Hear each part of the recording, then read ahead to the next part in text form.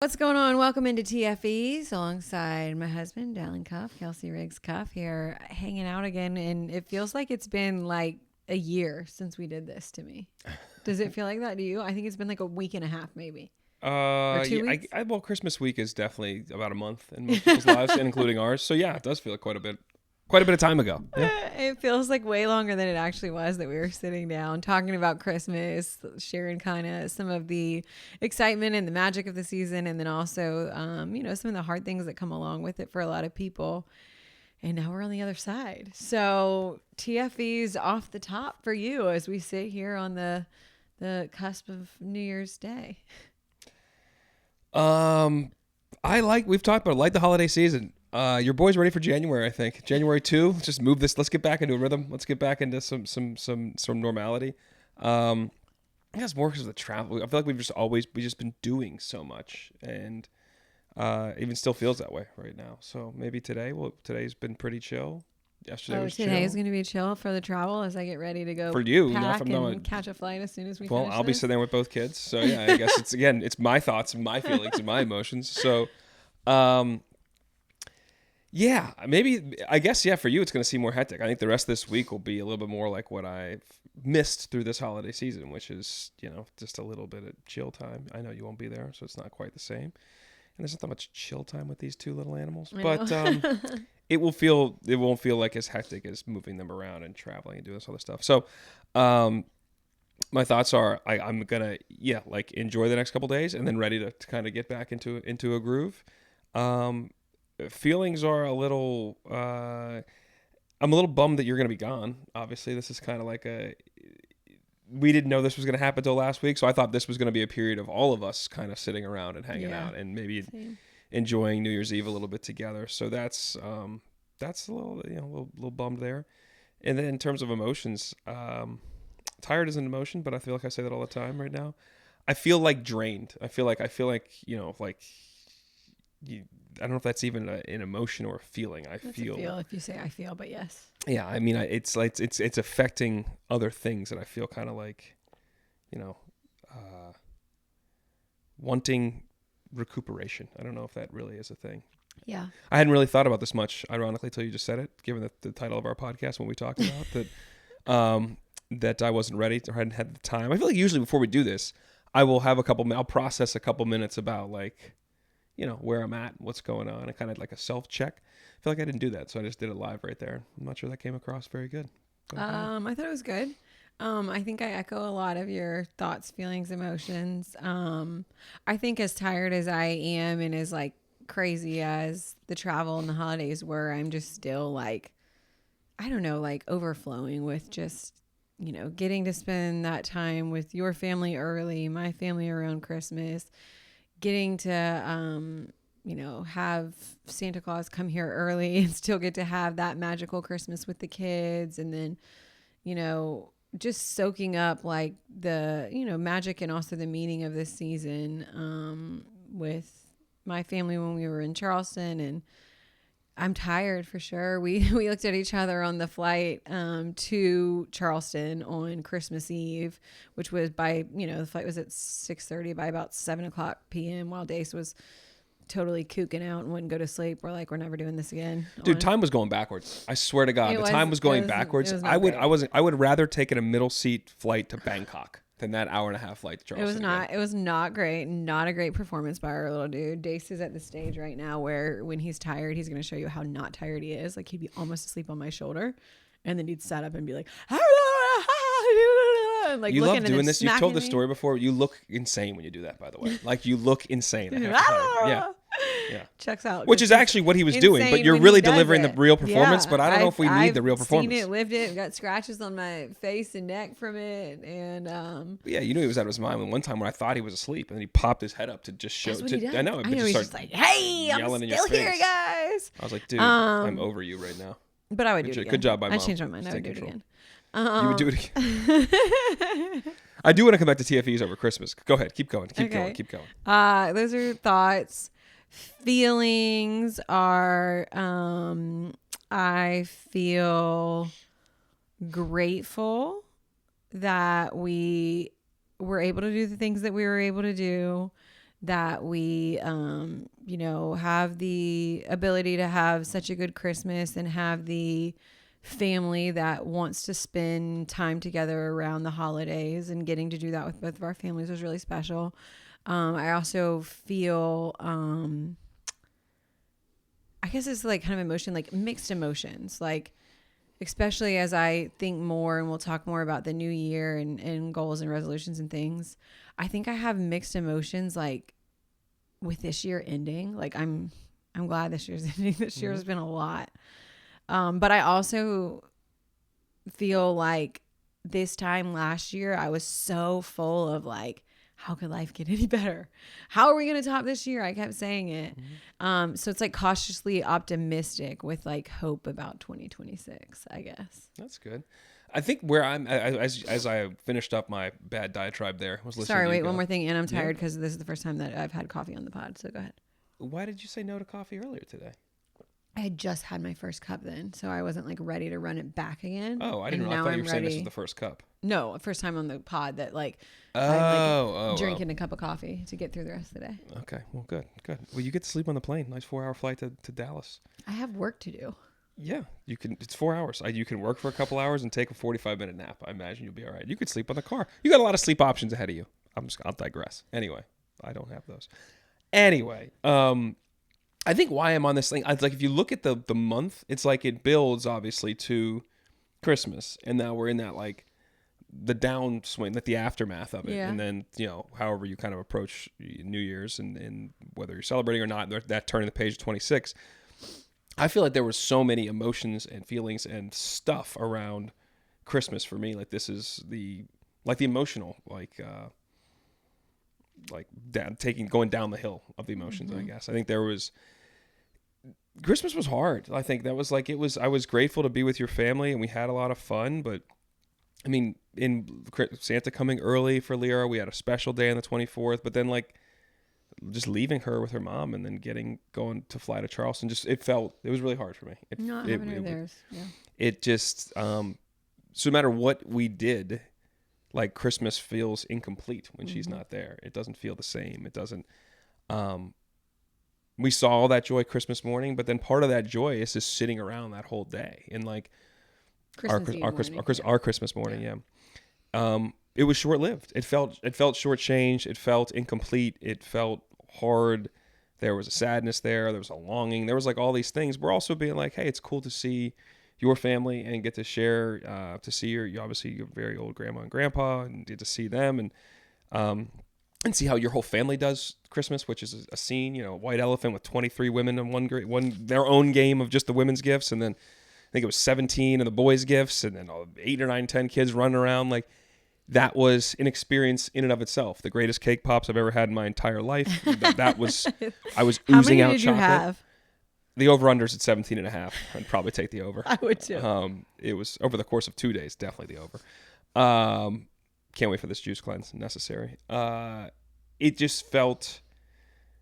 It was just. I didn't know what I would feel or how it would be. It was harder. I'm like already excited for next year's Christmas. I know that's not fair to say. Like we've been likely. We even talked about it. I imagine we're staying here. Dace will understand what's going on more.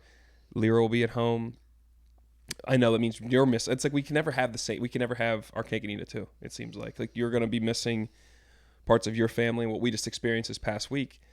And again, while I had fun and was grateful to be there, it's just when that one person isn't here, she changes the whole feeling of Christmas for me. And that's sad and it was hard and I didn't know what to expect. And now that's why I feel like the aftermath is like the emotional kind of, wreckage is too strong a word, but it's like we moved right into work and then it was kind of like, I don't know. I'm excited. Honestly, the next couple of days are just a lot of me and her, which is when you were supposed to be there too, which is a bummer, but we'll have a lot of that time. But there was a lot of emotions that I guess I didn't necessarily, I kind of thought they would be there, but then living them for those 24 to 36 hours was hard. Yeah. I think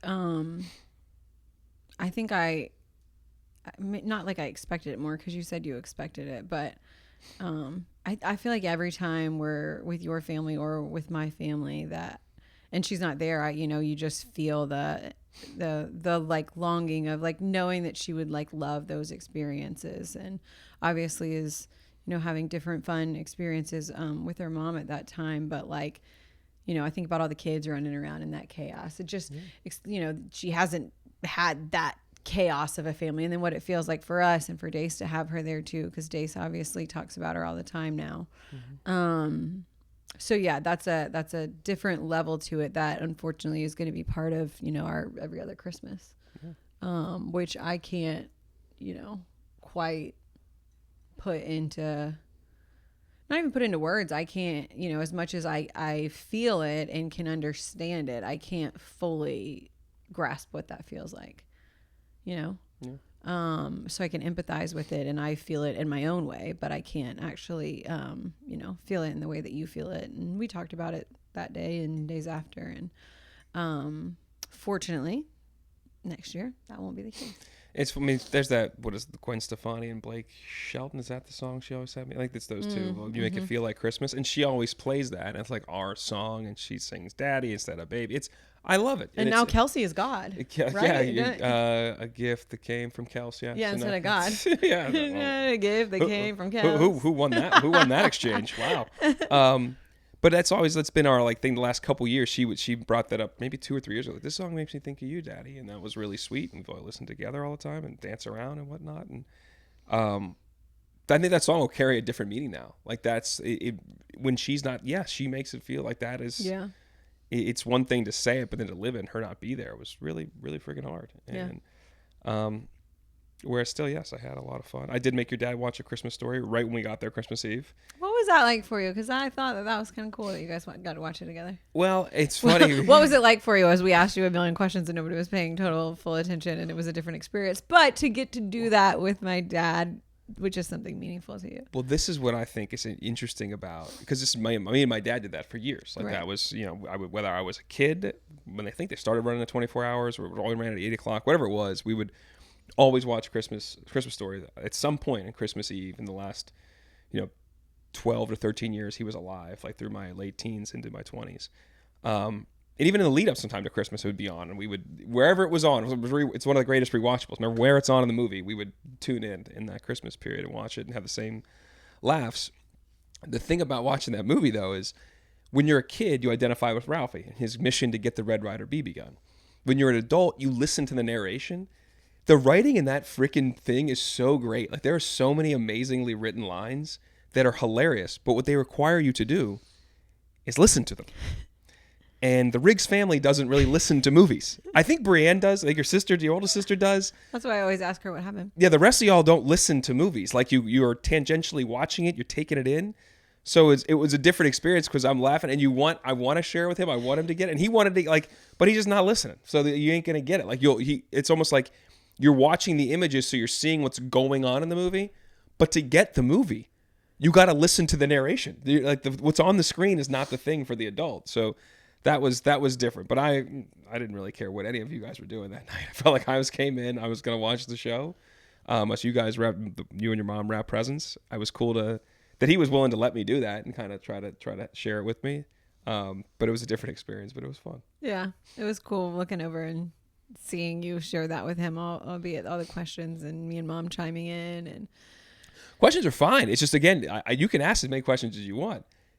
You're not going to enjoy the movie unless you lock into it, and that's the hard part. Even if I lock in, I have to ask questions, so that's fine. I digress. I also don't know if you'd appreciate some of the lines that were written either. Probably not. So, yeah, I don't know if you appreciate the written word as much. Really? I don't know if that's I appreciate the written word. Yeah, I don't know if you do. Do you? It sounded like you were talking about the Bible. Oh. Is that the good word? The good news? You appreciate that written word. Good word of that Jesus. Written word. The secular written word and the great prose or turn of phrase. Maybe not so much. No, sometimes it goes over my head. That's okay. Yeah. Okay, so those were good TFEs off the top that were kind of long-winded. And the other thing you touched on is me leaving, which it's interesting too, because I'm going to cover the Cotton Bowl. I am excited. I'm excited to cover the Cotton Bowl. It's a huge game. And I'm glad that I get to witness it just when, like you said, a week ago, we thought that these were the 3 days that we were going to have together after the holidays with Lyra, which we don't usually have since, we always have the beginning half of the week and, every other half of Sunday. So that's, I think, where the mixed emotions for me comes in too. Cause it's like, this is exciting and I am going to be happy when I'm there and it's going to be cool, but there's just like this other longing to be here because I thought that I was going to be. I think it's different when like you expect it, it's a possibility, but it just, when it wasn't on my radar, that makes it hard. And I think too, just because I feel so, like I said, conflicted about like this year ending and a new year beginning and how to feel and what to think and cautiously optimistic, that I kind of just like was looking forward to like putting a bow tie on this year with you and starting it with you, Yeah. And I'll be on the 7:30 flight after doing a whatever post-game show on New Year's Eve. I'll be up the next morning and coming home as soon as possible to try to hang out with you guys some more before we have more work stuff to do. But it's just, I don't know. I feel like usually with the new year, it's just kind of like, I'm not a big New Year's person. I have friends and people that like, what is the New Year's Eve plan, the New Year's Eve party? And I liked it, especially growing up. But if I wasn't doing that, then I was okay. Like, it's like, okay, what am I doing? I'm not the biggest Christine is going to be in Dallas too. I was like, are you going to like go out after the game? Are you trying to do anything? She was like, I don't know. I'm like, yeah, I mean, even if like I'd be fine going to bed, or I'd be fine grabbing one drink in the hotel lobby, or I'd be fine going out. Like, I don't know. How do you feel about New Year's? New Year's is amateur hour at its highest level. Like I can't, like there are things like if you're like with people that want to do it, I get it. But like all the years I lived in New York, especially through my 20s, it was one of those times where everybody's like wanted to do something. The best thing I've always will ever do on New Year's Eve, if you're going out, house party. There's nothing better. Friends, people good time, bring a bottle, everybody hanging out. It's great. Like that is a fun night to celebrate with everybody, have a good time. Anytime you try to do the price fix at this place and that thing, like it's almost 99% of the time, it's always overpriced, but does it deliver the experience you want? It's always crowded, hard to get around. It's just, everything is more challenging on New Year's Eve just to have a good time, unless you just get with people you know and you care about.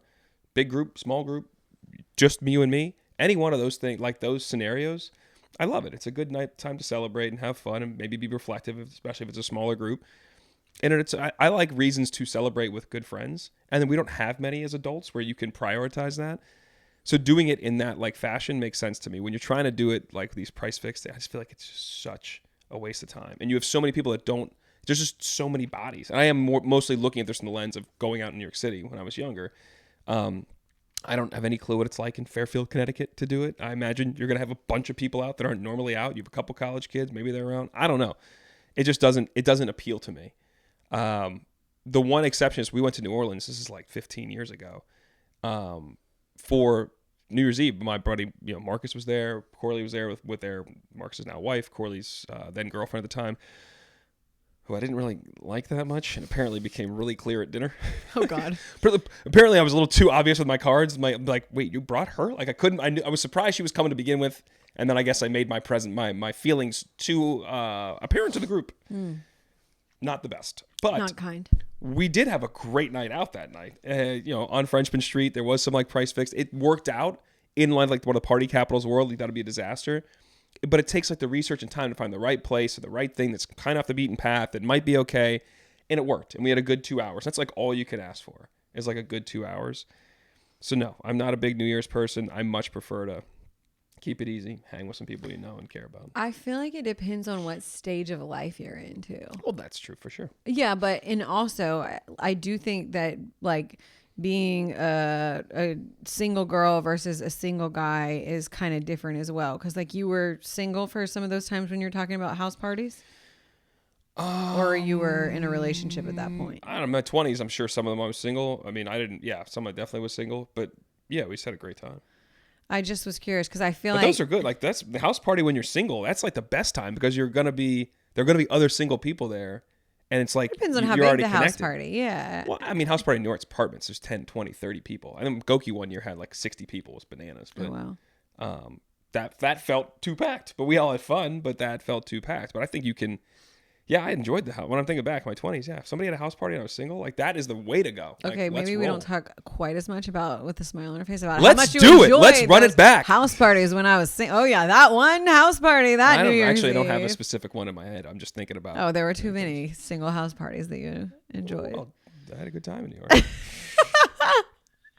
Anyways, I feel like there's also something like when you're a single girl and New Year's is coming, you've made it through the holidays, which was hard because you wanted to like have somebody that you loved there doing it with, and you get to New Year's Eve and there's like this like hope and promise of the next year, and oh, like your New Year's kiss or whatever. I never went out thinking like what random guy am I going to find to kiss at the bar on New Year's Eve? But I do feel like there's this like optimism around like going out in a city on New Year's Eve and just like what is the experience going to be like versus going to a house party with like a bunch of friends where I kind of like know the crowd already. Well, I guess that's part of the thing. Like if I would go out, I'm trying to put myself now in your perspective as a single woman in New York City going out like on New Year's Eve hoping to meet, like that's where the amateur hour part comes in. Like you're gonna have so many human beings that aren't normally out or are out, or this place is supposed to be cool but is not cool tonight because of it's New Year's Eve. Yeah. Like that is hard. I think that's just like challenging. New York City is different though. Like, okay, let me just ask one other question about this, like to your scenario. So at what stage in life were you because in your mid 20s or early 20s were you always longing to be with somebody in a relationship, or was this as you've gotten a little bit closer to your 30s or older that you thought like I'm going out there hoping to find whoever I share the next year or years of my life with? I never was like, I should be married and settled down, but I wanted somebody to like do life with, and to like find the right person. And I made a lot of the like wrong decisions, the wrong people. But I think there was a longing for like just that consistency. I never felt the pressure that, oh, I mean, I got, the questions like, when are you going to settle down? Or, oh, you got to be married. And everybody's married. Now you're in your 30s. Da, da, da. Like I heard it. I didn't feel the pressure to do it because I knew that when I was ready to I knew I was ready to settle down, but I knew I wasn't going to do it unless I felt like it was like with the right person. Mm-hmm. Congratulations. Got the job. I'm just kidding.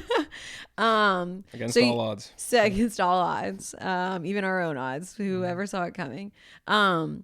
So I didn't feel like pressure to like, oh my God, I'm going to go out and like meet my husband tonight. But I think, you just go out with this like optimism of it's like a fresh start and what are we looking forward to this year and putting the last year in the past and, taking the good from the last year with you into the new year and building on it.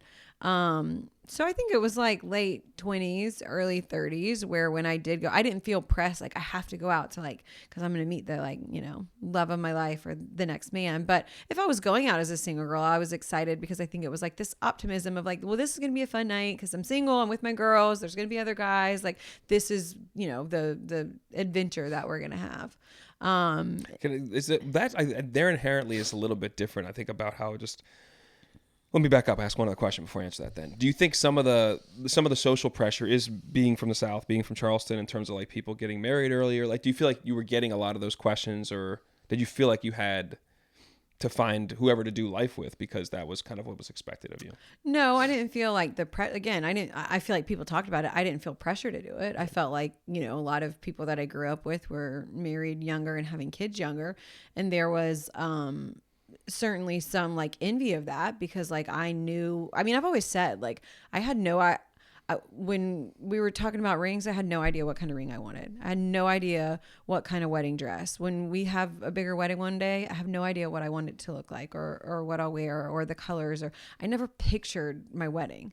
I pictured a family. Like all I ever wanted to be was a mom, but I wanted to do that with a family, like with a person that I loved and wanted to spend the rest of my life with. And so for me, it was like a longing for like that next stage, but wanting to get the stage before that right and enjoy that and do it with the right person so that the rest of, my life and hopes of being a mom, felt like I dreamed them to be, you know, that I got to do it with the person that I wanted to spend the rest of my life with. So I didn't feel like, you know, you always get questions here and there about like, oh, what, like the most like backhanded compliment that you can ever give, I think a single female is like, oh, but like, you're so wonderful. You're so beautiful. You're so, why aren't you settled down yet? Why haven't you found anybody? Why aren't you in a relationship? Well, I don't know. I haven't found the person. They're not there, or I'm not ready, whatever it is. But like,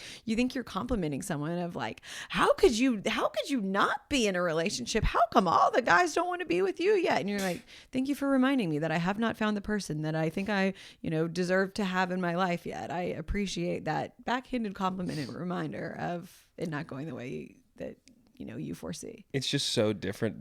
Nobody's ever said that to me in my life for many a reason, I imagine. But and again, I do think living in New York gives you a certain perspective that is different. But like, and I still have the text change with the same guys. We were just going through the other day with Corley and Marcus. Like, Marcus literally asked, when did we all live together again? Like, help me piece together my life. Like, we're like, he forgets what years we were together. He was trying to figure that out. Same. But it's like, we had so many stories and memories and times that were from that era, but we never, like, none of us were going out with the intention, whether you were with somebody or not, or thought you were to get married or not, of any concern or pressure or worry. I felt like of getting married. It was like my whole goal. This is good advice from my oldest brother. I felt like at one point, just live through your 20s, like enjoy your 20s, and I probably did that to a fault and did it to a selfish, you know, level as well. But there was never like a social pressure or a feeling personally that I was like, oh, tonight's going to be a fun night. Maybe I'll find somebody I like. Maybe that's not a good way to go through life. Like, it wasn't like I was looking for somebody I liked. It was like, all right, this could work, whatever. It was a very short-term mindset that led to, I think, us having a lot of fun and hanging out, but not a good way to cultivate relationships or even start relationships, in all honesty, because it wasn't like, even if you liked that person, you hung out and whatever happened after or didn't happen, you know, I wasn't thinking about, are we going to be dating even in 3 or 4 or 5 months? Like, I'd have to go live through the process and be like, is this something I really want to do? Like, it was not the best way to approach, like, just in terms of like learning about yourself and learning about other people, I guess, if that makes any sense. Yeah. It does. I mean, and I think it's different for everybody. I don't think like every time I went out, I was like, is this person that just smiled at me across the bar someone that I could, well, if it was me, you'd be locked in, but that was different. No, for, you know, a long time I hardly knew you existed. Exactly. You just looked at my nipples on air. That was it. I don't know why you're so flattered by that. Like, not flattered. I just that was just a note of like, does this lady want me? What's going on here? No, it was like your shirt is poking open, and it's hilarious that we're on TV and you can kind of see your nipples. The TV can't see anybody. You could. You were at that angle. There's a side camera that catches you too. Not that angle, not that, break not over your shoulder. And then Jordan was cracking up too because he was like, "Yeah, dude, I can see your whole." Yeah, because he could see my nipple, but the audience couldn't. But he wasn't looking like this. I was not looking like that. You were so full of it. There was nothing about your nipple that turned me on. And being honest, there's nothing about your nipples now that turned me on either. Wow. Wait, I'm supposed to be turned on by your nipples? Areola? Maybe. I don't know. Ariel gone. Leave our elf alone. Okay, she's not. She's gone. All right. Nipples are not a turn on, put in my place. Okay, nipples are out. Got it. Check. Are your feelings hurt? A little bit. You're so ridiculous. All right.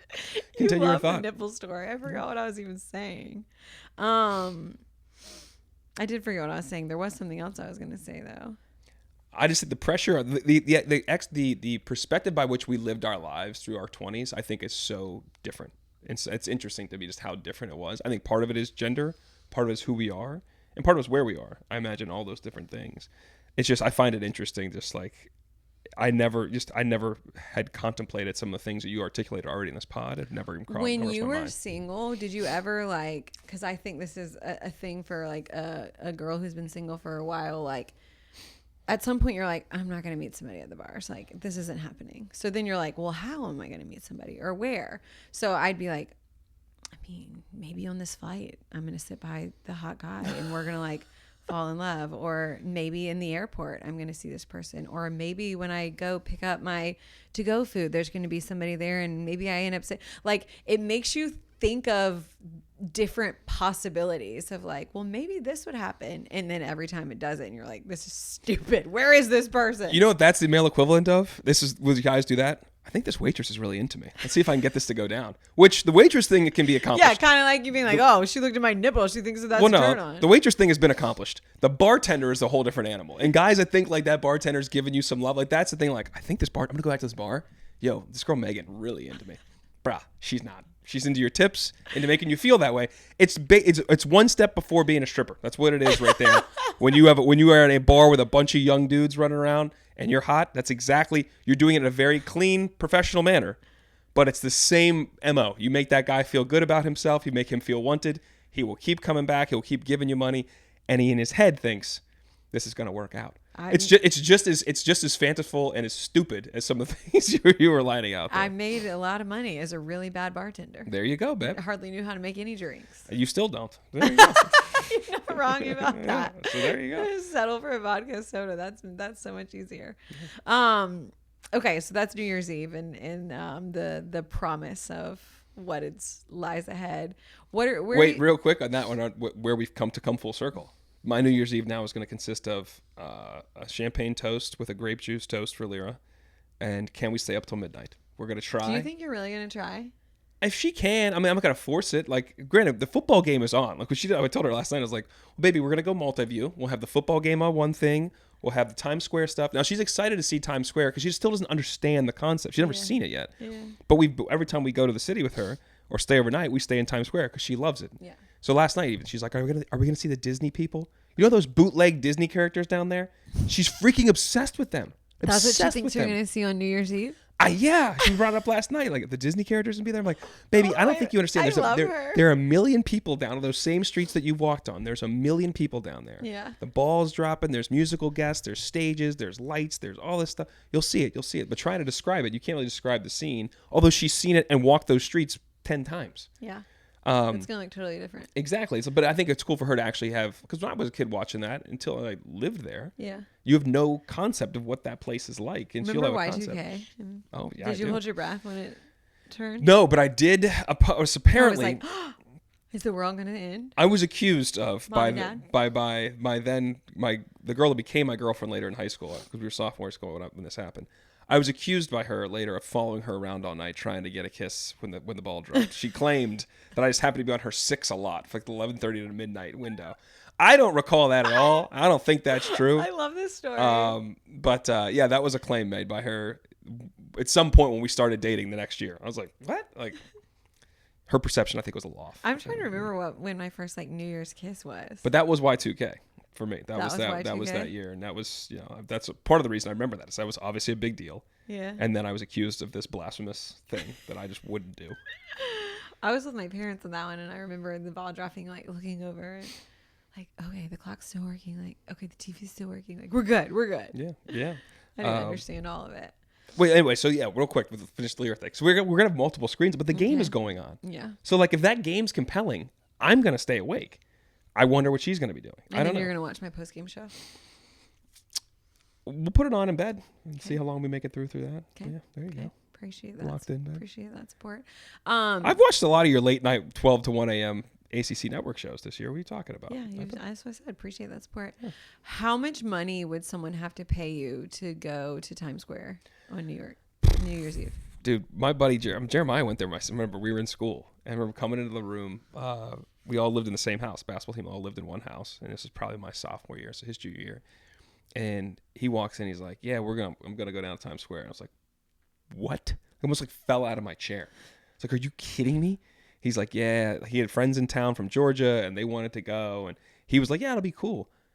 I can't think of a worse place on earth. I don't like it on a random Wednesday. Yeah. Forget New Year's Eve. Like, it is hellacious, and is the definition of amateur hour. How do you pee? Like, something that simple. Charmin years ago sponsored the porta potties. Made total sense. I don't know if they're doing that anymore. Like, so how much money? I would need to go down to spend 50 grand. 50 grand. There. You would do it for 50 grand. 50 grand. Yeah. I don't even think I would do it for $500,000. That's nuts. That is a lie. That is a bold-faced I swear, I don't Yes, think I you would. would. You would take the 12 hours of your life to go down there No, for 500 I do grand. not like that. You cannot like it. Do you know what you do like? 500 grand. Yeah, but you That's have all. to 500 live grand solves a through lot of all problems. of those people in your proximity. Is that person going to throw up on my shoulder? Is this person peeing while they're standing right here next to me? Like, no. Do you know what I equate? All you need to think about is when you walk out, Do you get a you check know of what I $500,000. what? All you need to think about when I walk out of this gross place, I get a check for $500,000. No. Like that's Do you know what I equate New Year's Eve in New York City to? a mosh pit. Basically, Okay. spring break, Panama City, sophomore year of college. Which sounds awesome. So you'd probably do this for free. People were peeing in cups and throwing it over the side while we were waiting. I think it was Lil Jon who was like 2 hours late to the concert. It was an MTV I wanted to yell sponsored yeah so one. bad right now, but I couldn't. I didn't do it. Go ahead. Sleepy. I think it was it Lil Jon or Snoop? I can't remember who it was, but because I left, I was in the front row and we waited so long and people were throwing up and so hot and literally peeing in cups and pouring it over. And I was like, I'm not doing this. I don't, this is people pushing you up against the thing. I wanted nothing. I was like, this is not fun. You know what? Again, I just am so amazed at how different people we are. Because one of the greatest nights of my life was going to a club in a favela in Brazil. And when you walked in, people were just peeing on the wall. And there was just bodies everywhere. We got to go upstairs to the quote unquote VIP where bottles were literally $23. It was like 80 ice. And Marcus is like, that's $20. I'll take 3 of those. Like, it was unbelievable night. One of the best nights of my life. You got to learn to live within the chaos sometimes. No, bodily functions are not my thing from other people. No, thank you. So just from the threat of somebody potentially urinating in Times Square. Or throwing up on me? Now, granted, spring break party is a little different. Everybody's goal is to puke, or you're in that element of life. In Times Square, I don't think everybody there is ready to puke. I'm not sure, but you're obviously trying to smuggle stuff in. Security's really tight there. I don't know where you can go to get drinks. I don't know what goes into it. I just know I look at that throng of people and I'm like, that looks like my hell. It is my hell, but for 500 grand, you are lying to yourself. I was going to say $1 million into our audience. No. I literally was going to say you would do it. You would do it for 100, guaranteed. No. Yes, you would. Yes, you would. We talk about money. Are you there holding my hand? Sure. Talking me off a ledge the whole time? How much? Well, if we're doing it as a group, we need more than... Because honestly, I'm there going by myself. I can tough it out. To listen to you bitch about it for the whole time, that actually is my hell. To be in it and then have to listen to your anxieties the whole time, I don't want to do it. That I'm out on. Out. Even like when I'm at concerts or games or something, and if people around me are too drunk, I'm like, are they going to... The other thing, like again, like first world problems. The other thing is like I don't go to a lot of games where I'm... like a fan with the Gen Pop, yeah.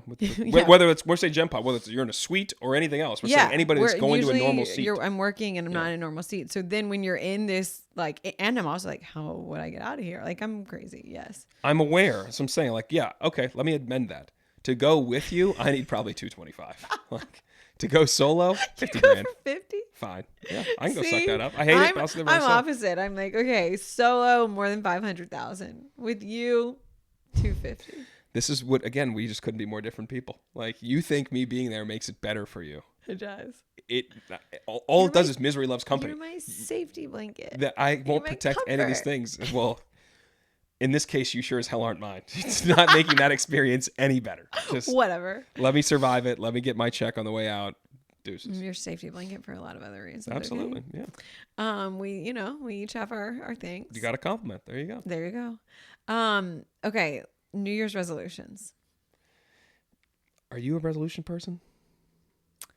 Yes and no. I've talked before on the pod about my, grand gesture every year of writing in my journal more. And that's a New Year's resolution. Mm-hmm. And I can very quickly look back at my life because, I only have so many journal entries each from the beginning of the year. It starts off very well and then it kind of tapers off throughout the year. I try to at least reflect on the last year and think about things that I want to do or prioritize or, move towards in the new year. I don't think I have set resolutions very often. Sometimes I do. I'll write down little things. But it's not like this is my New Year's resolution is to start reading a book a week. I don't do that.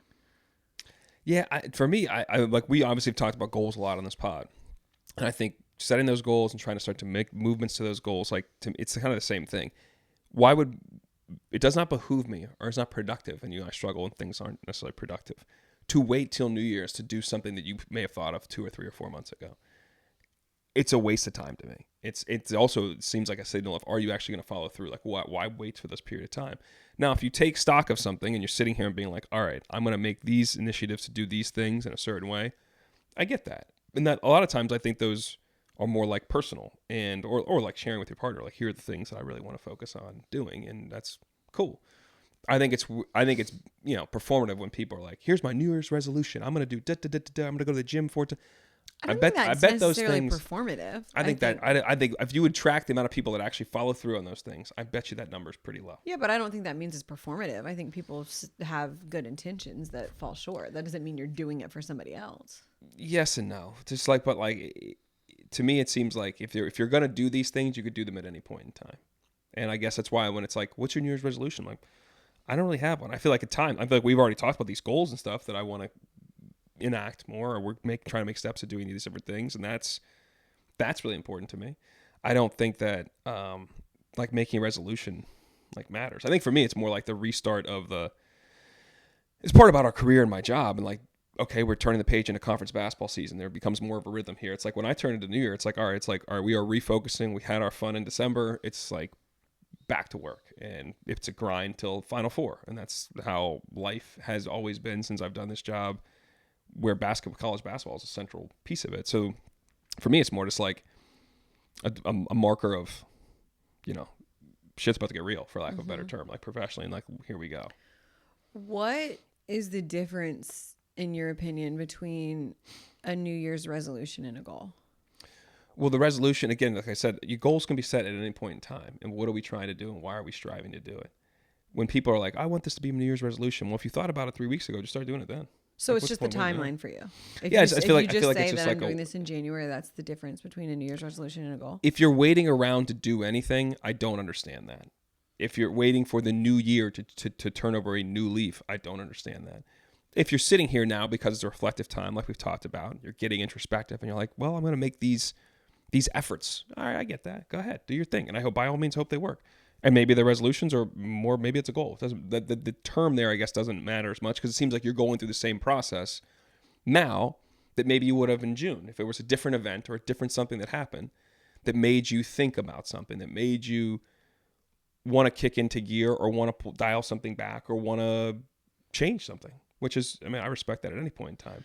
The resolution piece, I just think that I just hear it all the time, and I'm going to do this and I'm going to do that, and I feel like I always hear the story of, well, then I didn't do it either. Yeah, I don't disagree with that. I don't know that I agree with the waiting piece, though, because oftentimes the reason that people do it is because they see the new year as a time to sit down and reflect and take stock of your life and make those decisions of like, what do I want to do better moving forward? Now, does that mean that if someone has it in their mind that they want to eat healthier in the new year, that isn't something they were waiting on until after the holidays? No, everybody does that. It's like, I'm going to eat bad for these and then in the new year. So I think it's different sometimes. I was looking up earlier, like because I started thinking, I'm like, we just did these goals. What's the difference in a New Year's resolution and a goal? And the internet thinks that the difference in a New Year's resolution and a goal is the fact that New Year's resolutions are vague. They're vague things of what you hope for this year or what you think about, whereas a goal is a specific goal-oriented thing that you have steps to actually achieve, versus a New Year's resolution being a little bit more vague in how you attain it and achieve it. Yeah, I think that's fair. I think it's like, because again, maybe it's how it's been a tradition and people have done these things over and over and over again. And when people do them and talk about them, how many of them actually fulfill them, I guess, comes back to, so it's maybe a self-fulfilling prophecy But is that the problem with the New Year's resolution? Is that we're too vague? And it's not like you need to treat your New Year's resolution like a goal. Like, what you need to make it smaller to make it more attainable and have the steps to like follow. But sometimes I feel like that's where I fall short. If I'm like, I'm going to write in my journal at least twice a month, then if I get to February and I forgot to do it twice a month, then I feel like I fell short, versus writing, I want to write in my journal more, and I get to decide what more was compared to last year, versus giving it a a specific goal that I can fall short of. I think that's who you are. I think it's who people are, because what you're describing before, when you were describing what the internet says about resolutions, is about, I hope something happens. I'm going to do that. I want it to be this way. I hope it is this way. Well, what are you going to do to make it this way? And that's where I think the difference is, like, yeah, so the obvious part of a goal a lot of times is, all right, here's the goal. Here are my steps to getting there. I need to see progress or reevaluate or whatever. Like, you're like kind of holding yourself accountable in some regard. Whereas I'm not sure the resolution really is, because it's like, all right, well, maybe I'll do it next year. But I think there's a different urgency approach to it, at different times. Now, if you treat it, if somebody's like, no, I'm going to get my body fat to 10% or something like that, and to do that, I need to work out this many times a week with these type of workouts. That to me sounds like a resolution that's going to come true, because you've set goals for yourself, versus I want to go to the gym 3 times a week. All right. I don't know if people are really that doesn't tend to work out. But I would say it's either I want to get my body fat to 10% and you have your plan, or I want to work out more. And which one seems more attainable than that? I guess. Is it about attainable or about who you are? Yeah. It's like, what do you want to do? Well, that's what I'm saying. Is that the type of person that you are is more better, because, you're not a person that can live up to the 3 times a week or whatever you said. I don't know. It was interesting as I was thinking about it and thinking about resolutions that I've done in the past, and I don't feel like I sit there and I write out. I think I have before, but I'm not really like, this is my New Year's resolution. I do think I like take stock of my life, and I'm like, okay, these are areas that I want to improve, or these are things that I want more of, and what does that look like? So it's almost like I feel like I set some kind of goal for the new year, if that makes sense, or goals. It does. But I don't really operate like that, but it does. So you're not going to set any? I think we already wrote down a bunch of goals like 3 or 4 weeks ago that need to be like, I need more focus on those than to be like, let's do something else. Like, and then maybe those are our New Year's resolutions. There are goals and our New Year's resolutions. Maybe it's interchangeable. It's just a word that you like better. One of my think by and large, most people do New Year's resolutions. By and large, I think most people don't set goals. As we said, the reason we did it is because we were goal-oriented people, or we thought we talked about goals throughout our lives, but we never like sat down and did it. That's a different process. And I think that's why I look at them very differently, because one is like an intentional act by which to try to drive yourself forward or attain something. Mm-hmm. Whereas the resolution is something that we do in culture, in pop culture. And we talk about them whether we do them or not. They're talked about, or they're attempted and failed, and we just kind of roll with them. But it's what people do versus what people don't tend to do. Okay, so I was thinking about something else, and I knew that you weren't like big on New Year's resolutions. I kind of wanted to I don't remember how many episodes of this that we've done, but we've like shared a lot, and we hope that it's encouraged people to talk about their thoughts, their feelings, their emotions with their friends, with their partners, in any kind of space where you can feel that or create that safety to be a little bit more vulnerable. We've shared a lot of lows from this past year. So I was sitting here thinking like, okay, we could do highs and lows, and I'm like, I don't really want to do the lows. Like 2025, we've shared a lot of what was our lows. Mm-hmm. What if I want to hear what I don't know. What are your 3 highs from 2025? And then, since you're not a New Year's resolution person, what are your hopes for 2026? My 3 highs for... This is hard because it's like there are things that I will... It was a hard year, as we've said before. There are things that I will remember that I really enjoyed, like some of the work experiences. I will say doing that hot lap, the F1 hot lap, and going 175 miles an hour was pretty cool. That's your high for the year. I mean, I was like, I should have gone first because I'm going to go sentimental. Yeah, you're going like, I'm thinking about like, experiences and stuff like that. So yeah, why don't you go first? Give me a minute. No. Well, this is a pretty big question, and you just had no preparation, no thought before it, and you want to just, and then you want to, and then you want to poo-poo mine, and you want to, I do, but like if you want to poo-poo mine, you feel free to fire away and let me, marinate for a minute here, okay? Go ahead. You're like, I'm scared. You need to go first because I'm going to miss it. Well, now I need to think more. I was just like, what did I think was cool? Like, that's where my head went because I'm like, there's a lot of bad things that I didn't love. Like, what is cool? But go ahead. That's why I have one already, but go ahead. What's your one that comes to mind? No, go ahead. No, you do one, I'll do one. I think a high is obviously, the highs aren't the highs without the lows. So I think, ESPN not renewing my contract and looking around, being like trying to take stock of life and this profession and wonder what was going on. I think one of the highs has been the confidence shake you can have and the financial concern you can have, which is still real. Juxtaposed versus with the how the market responded to me being available, essentially. So with Turner and NBC and CBS and USA and getting to work for these 4 different companies and the response, the interactions I've had, the positive vibes I've had, the positive feedback, the exposure to different cultures that are really positive like that, I think has been a very uplifting high to see the response given where I was in August. That was a really good one. Getting to see a different shade of that green grass at different places and how it's done. And going 175 in the hot lap. Good work experience for you. Yeah. My first and easiest one is the thing that I think I went back to all year. And you would often tell me, well, Kels, that's not the only good thing that happened this year. But us getting married. Well, when things were hard multiple times, I'd always be like, talking about how 2025 was and like, the tough parts of the year and whatever. And I'd be like, but at least we got married this year. We have that. So we started 2025 off on the highest of highs, even though we were sick with the flu. And freezing. Still pushed through and freezing. Yeah. But that I think is my highest high of 2025, just getting to, get married. And then like you and us are what got me through all of the hards of 2025. So that was a very good one. Thank you, babe. You were going to forget that one, weren't you? No, it was my second one. I gotta get another one now.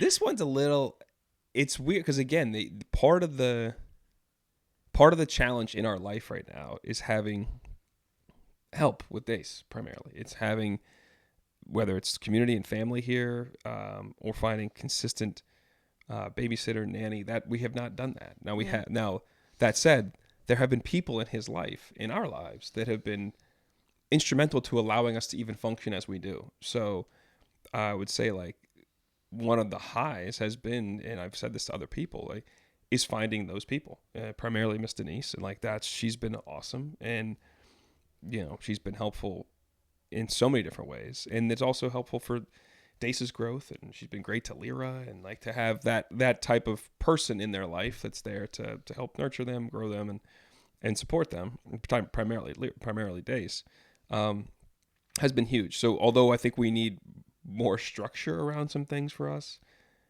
her, Mo, other people that you basically orchestrating this community of people to help raise our child, to help give him a village, I think is a really big high, and I'm really grateful for that.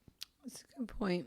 I guess along with that one, I was going to say family is a high of 2026 for me. And that I think includes the extended family and the community that we found here and want to be even more involved in. But the heart of 2025, again, to your point, is like, you don't appreciate it as much without it. Is like, I never pictured how hard it would be to have a family without your family around. Mm-hmm. And so we've had different challenges with that, different health struggles with that, and scares, and, different things that we personally have gone through, and the way that family and friends and community and so many people have lifted us up. When I look back on 2025, is a huge high for me, because without them, the lows that we went through, I don't know how we would have gotten through them, mm-hmm. and the hard times and the gaps that we have in our schedule, and navigating the, being 2 full-time working parents without, consistent help, and 2 full-time working parents with financial changes and struggles, like with your job change, of how do we continue to do our jobs, but also make sure that, our son and, even Leah are taken care of by people who are good people who love them like we do. That was my thing when we were interviewing like part-time nannies, when, we thought that my schedule was going to be more consistent with Sports Center, is I would just like cry talking to them. It's like, I just need somebody who loves my son. That's the biggest thing. Cause I'm like, without family here, like I want somebody who loves my children like their own.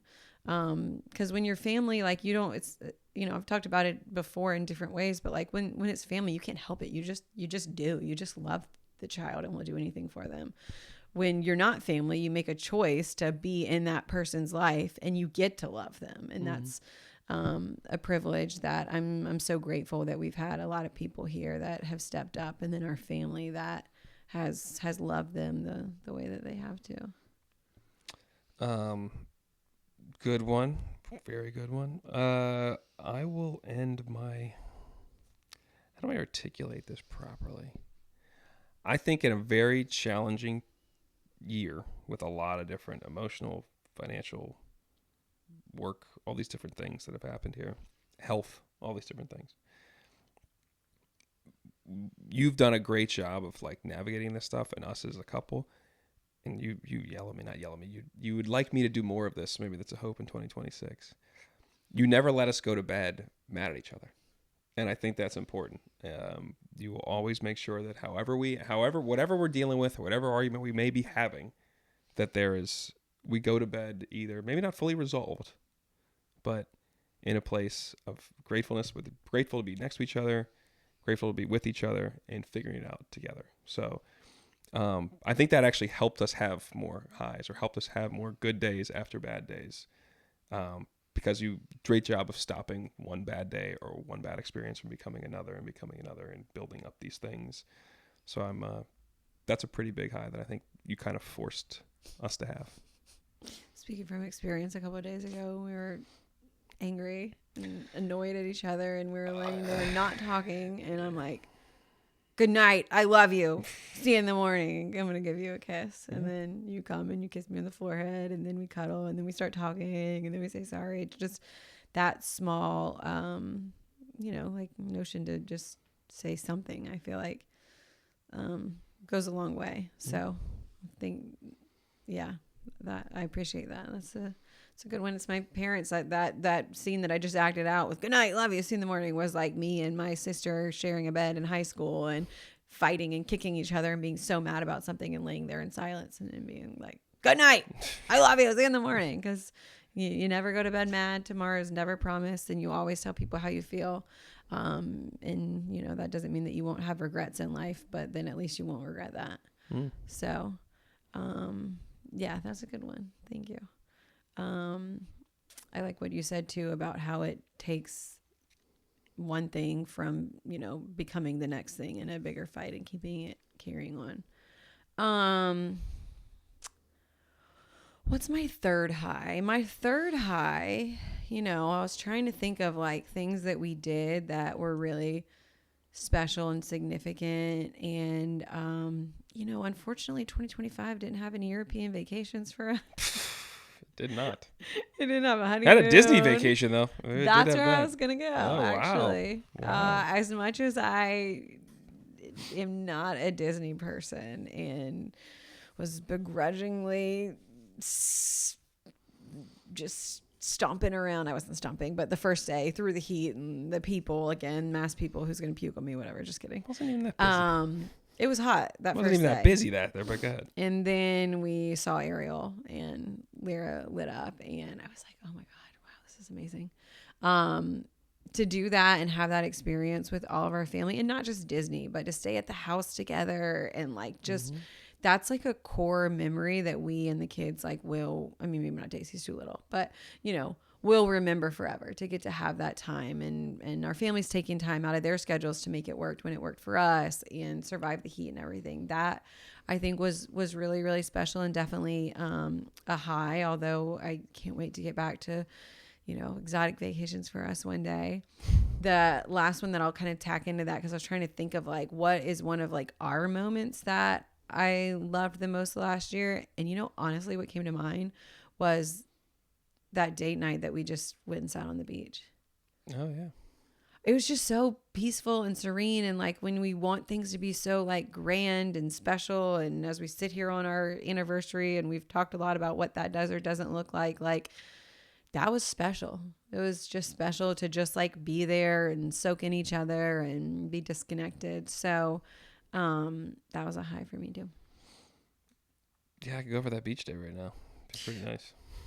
Gotta go back to Charleston for that. Yeah, we gotta somewhere. Charleston's 35 degrees, so we'll go somewhere else for that. All right. I guess what you did just admit to though, or commit to, is pretty much April 2028 spring break. We're going back to Disney because Dace is already Mickey obsessed. That happened last 6 weeks. Mickey obsessed. So Mickey Mouse, we're gonna go. Mickey Mouse? You're gonna. I imagine you're gonna want to go back, so we can just. Only if we're going to SeaWorld to see Elmo. I'm never going back to fucking SeaWorld again. Sorry, leave that. Frank, edit.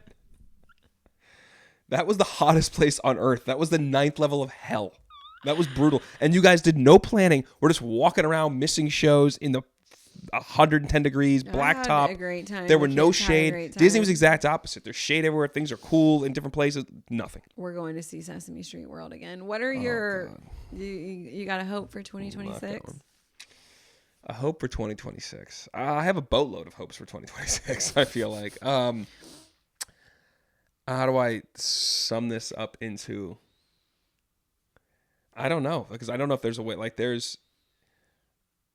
Because you can't... This is like from with a therapist. Like, I have this... a lot of people do, but mine particularly, like, the thought of, controlling things. Like, we have no real control. So it's like, I don't have the illusion that I'm going to have more control in 2026, if anything. I would like less large, outstanding questions. I would like us to find a little more stability for us, for Dace in particular, in terms of like just living. I would like to find more stability or consistency when it comes to what work's going to look like in the non-basketball season. I would like to find a stability in terms of, like, you mentioned European vacation, any trip we can take together to have some time to reconnect with the other, or to your point, a staycation where we can, or somehow where we find a more consistent, stable way for us to share quiet moments and time together.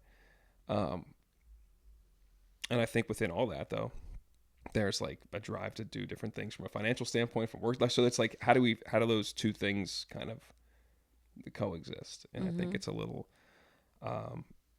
that'll be like kind of the challenge, I guess. So the hope is to find some stability while also trying to strive to do things goals we've set. And also, I think some of that stability comes from finding ways to financially augment what we do in life that allows us to have more stability or have more financial stability to be able to do some of these things. Yeah, I'm with you on that for sure. I think on top of that, because I feel the same, just having more, we don't ever really have control, but feeling like we have a better grasp on things for sure. I think my big thing, last night we were doing the show and we did something on New Year's resolutions, and I asked Kelly and Kai, who I was with, if they do New Year's resolutions, and Kai said they don't do New Year's resolutions. Their family, they pick a word. Like, what's their word? And I was like, oh, that's really good. So at the end of the show, I said, okay, what would y'all's word be for 2026? And I said joy. Like, I feel like, of course, that makes me emotional. I feel like 2025 had a way of like taking a lot of our joy in some of the hard things. And we looked for, how can we still find joy? Like, how can you find gratitude in the hard moments? And as much as we talked about it and tried, I don't know that was executed in a way that I wanted it to, fully all the time. But I think in 2026, I want us to have more of that joy, like, and find it and keep it, even in spite of the hard things that are going to happen. Last end of 2025, I kept saying, like, how does life ever get better than this? How are we going to top 2024? We didn't top it. We toppled down 2025. Yeah, we did. We didn't top it. But you were always a good reminder for me, and would say, like, but there are so many good things that happen, and there were. And I want to do a better job of being grounded so that when hard things happen, like, what where are we finding the joy? And I think part of that is in each other. I think for me, part of that is in religion and feeling more grounded and more connected to, a community here. I think that is in work. A lot of things have happened in work that have stolen like a lot of the joy that we felt before. I think that there are a lot of things just in life that have taken some of the things that, we found so much joy in a way. So I want to do a better job of that, because I feel like that has always been, who I am, just like a happy person. And not that I haven't been happy in 2025, but I want to find more joy through the hard of whatever that looks like. And, figure out what outside of what we're doing right now brings us joy. What brings me joy? What's the, prioritizing us, prioritizing myself, prioritizing the kids. What does that look like in 2026? And that's why, just to bring it all back full circle, that's kind of why New Year's resolutions are weird, because that is very vague, like joy. I want to maintain and look for and find more joy, but that, I guess, is why it's attainable too, because it's just like little choices that you make, that you can have little wins throughout the year. It doesn't have to be some big win that you necessarily can control or check that off, like I found joy in this today. But we could get sticky notes and have something. This is actually something that I want to do. I was thinking about for our anniversary, my little words of affirmation girl that always wants you to write me love notes. Now I'm just going to force you to do it in a different way. I think that we should like have sticky notes in 2026 and try to, like, whether it's once a week, once a month, whatever it is, like something that we were grateful for because we talk about it, or something that we were happy about, or this was a win or whatever. And we can share it with each other. And then I want to put it in a jar or something. And then we have that to look back on. Because I think you also, like, it's really easy to forget when hard things happen. It's easy to like forget some of those small wins that like meant a lot. Two things. One, stand by for next week. We'll review your sticky note thing. I may be ahead of you with that, but anyway, we'll come back to that. Secondly, I wouldn't mind some big just joy in your face too. Yeah. So like some big slap just me like with some joy, just Jesus. Smack the shit out of me with joy. Okay, I'd be okay with that. Whether that be professional, family, like a vacation, for whatever it may be. Just some real sitting in it, enjoy it. Don't need to find it in the hard. Just can find it in the biggest freaking way possible. That would be awesome. I think we've earned a little of that. I do too. Let's let one of these lotto number hits. Just let it be us one of these times that we randomly buy it. I thought Christmas Eve with me. I thought it was me. This man. Actually, I wanted it to be her for different reasons. But I thought it was her. Wasn't either of us. Oh man. That would be something. I can't imagine the mix of emotions that you feel. We don't have to now, unfortunately. Can I leave you with one more thing though, as I noticed as I looked at the camera there? You see this hat? Reservoir, New York City? As we were going through the 20s and New Year's Eve. I meant to ask you about that earlier. This might be the all-time Steelers bar. I may have had more drinks at this bar consumed than anywhere on the planet. It's a high likelihood. When I got the hat, I went there with Derek and Murph 2 months ago. Because they liked, we want to hear the sound. We want to go to this, I was like, and then I got real. I was like, guys, we want to go to a Steeler bar that has like fans, a little grime to it, a little grit to it. Is that why it's Steelers colors kind of? Oh, sure, yeah. And that's Murph bought me the hat afterwards. We were clearly somewhat overserved when we left, and not really overserved, properly served. Big win over the Colts that day. Yeah, he bought the hat on the way out. So there you go. But this was, as you say, what we did in our 20s. This place saw a lot of me in my 20s. Full circle. Great. Glad you got to experience the reservoir again. New York City. Drink it up, baby. I did. Ava, we need 4 more. We're rolling here. Jeez, Ava. All right. Well, as we close out 2025, grateful for you. Thankful for the people that have come on this podcast journey with us and have shared with us and have shared with other people. And hopefully here's to us sharing even more in 2025, 2026. Yeah. And enjoy your New Year's Eve. There you go. Have fun. You too. We'll see if you can make it to midnight. We will. Maybe.